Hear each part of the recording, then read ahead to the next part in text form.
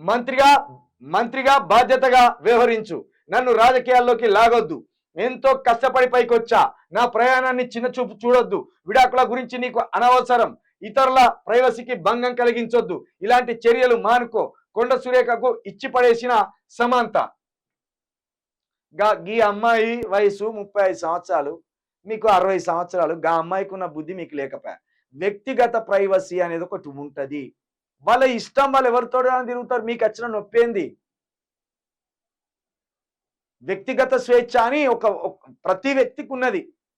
గుడిసెలో ఉండటానికి ఉన్నది, సినిమాల్లో ఉండటానికి ఉన్నది, ఎక్కడో ఉండటానికి ఉన్నది. ఇతరుల వ్యక్తులకు నొప్పించకుండా, ఇతరుల జీవితాలకు భంగం కలగకుండా మన వ్యక్తిగత జీవితంలో మనం ఏమైనా చేయవచ్చు 4 గోడల మధ్య. అది రాజ్యాంగం ఇచ్చిన స్వేచ్ఛ.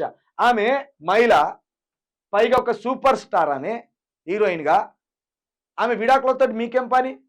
చెప్పుతోడు కొట్టినట్టు కాదు. ఎప్పుడు సమంత చెప్పుతోడు కొట్టినట్టు చేయలేదు మిమ్మల్ని. సీతక్కని చెప్పుతోడు కొట్టినట్టు చేసింది, సురేఖను చెప్పుతోడు కొట్టినట్టు చేసింది, జగ్గారెడ్డిని చెప్పుతోడు కొట్టినట్టు చేసింది.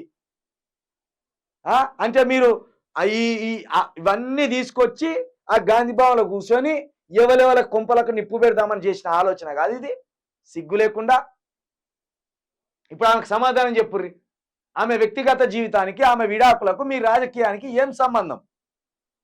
అంటే కేటీఆర్ను దెబ్బతీయాలంటే సమంతను లాగితే తప్పించి మీకు దమ్ము లేదు, మీ దగ్గర స్టఫ్ లేదు, అసలు మీ దగ్గర సబ్జెక్టే లేదు. ఏదో ఒక హీరోయిన్ తోటి కేటీఆర్ని కలిపితే తప్పించి కేటీఆర్ని మీరు అడ్డుకోలేరు రాజకీయంగా. ఆయన విజన్ ముందు, ఆయన పోరాటం ముందు, ఆయన మాటల ముందు, ఆయన ప్రణాళికల ముందు మీకు చేతులు కాళ్ళు ఆడతలేవు కాబట్టి ఇప్పుడు అట్లా ఆపాలి కేటీఆర్ని. ఏదో విధంగా కేటీఆర్కు బ్రేక్ వేయాలి. అలాంటి విషయంలో సమంతను లాగాలి. పోయి ఆమె కాళ్ళు పట్టుకొని సారీ చెప్పురు కాంగ్రెస్ పార్టీ అంతా. మీకు సిగ్గుంటే, మీ ఇంట్లో కూడా మహిళలు ఉన్నారని అనిపిస్తే సిగ్గుంటే ఆమెకు పోయి సారీ చెప్పురు. అవును, నిజం. ఆమె అడిగింది. ఆమె విడాకుల గురించి కోన్కిస్క గొట్టంగాలు మీకు ఎందుకుర్రా? ఆమె బతుకుతున్నది, విడాకులు ఇచ్చింది, పోయింది, ఎక్కడో ఒక్కొక్క బతుకుతున్నది. ఆమె పని ఏందో ఆమె చేసుకుంటాంది. మీ లెక్క చిల్లర మాటలు మాట్లాడతలేదు. కొండ సురేఖకు వాళ్ళతో ఉన్నది, లేకపోతే సీతక్కకు వీళ్ళతో ఉన్నది, ఇంకొకళ్ళతో ఉన్నది అట్లా మాట్లాడతలేదు. ఆమె జీవితం ఏందో ఆమె లీడ్ చేస్తుంది. మీకేమవసరం? బీఆర్ఎస్ పార్టీని కౌంటర్ చేయడానికి, బీఆర్ఎస్ పార్టీని డైలామాలో పడేయడానికి గీ సమంత లాంటి ఆడపిల్లని తీసుకొచ్చి నడి రోడ్డు మీద వేస్తారా? సిగ్గుండాలి కదా మీకు. మీరు రాజకీయాలని, ఇంకా మీరు రాజకీయ నాయకులను అనుకోకండి. మీరు ఒక పావులుగా మారిండ్లు.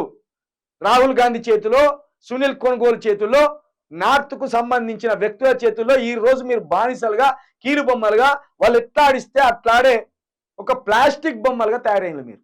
ఇంతకంటే దిగజారుడు ఉన్నదా? అందుకే నేనేమంటున్నా, ప్రాంతీయ తత్వమే, ప్రాంతీయ లీడర్లే మనకు బలం. ఈరోజు ఇలాంటి నీచ రాజకీయం ఈ స్టేట్లో ఉండకపోవు. ఇలాంటి నీచ రాజకీయం డైరెక్షన్ ఇచ్చిందో ఒకడు, నటించిందో ఆమె, సప్పట్లు కొట్టేదో ఒకడు. సప్పట్లు కొట్టేది రేవంత్ రెడ్డి, డైరెక్షన్ ఇచ్చింది రాహుల్ గాంధీ, సునీల్ కొనుగోలు, యాక్టింగ్ చేసింది సురేఖమ్మ, అదేవిధంగా సీతక్క. వీళ్ళు యాక్టర్స్ మాత్రమే. సమంత దగ్గర పోయి కాళ్ళు పట్టుకోండి, ఆమె కాళ్ళు పట్టుకోండి. మీలాంటి మహిళ, ఇంకా మీరన్నా ముసలోళ్ళ అయిండ్లు, ఆమె మళ్ళీ పెళ్లి చేసుకోవాలి. మీలాంటి కుటుంబంగా ఆమె గడపొద్దా? పెళ్లి చేసుకోవద్దా? పిల్లల్ని కనవద్దా? సంసారం చేయొద్దా? మళ్ళా ఆడోళ్ళని ముందు పెట్టుకొని రాజకీయాలు చేస్తారు. చెప్పుర్రి ఆమెకు. ఆమె విడాకులకు మీకేం సంబంధం? బుద్ధి లేకుండా. ఆమె నిజంగా ఒక చిన్న ఫ్యామిలీ నుండి వచ్చింది. ఆమె చెన్నైలో క్రిస్టియన్ ఫ్యామిలీ నుండి, ఒక చిన్న ఫ్యామిలీ నుండి వచ్చి ఒక సూపర్ స్టార్గా ఎదిగింది. ఆమెకి ఏ బ్యాక్గ్రౌండ్ లేదు పాపం. ఆమె వ్యక్తిగత జీవితం మనకెందుకు?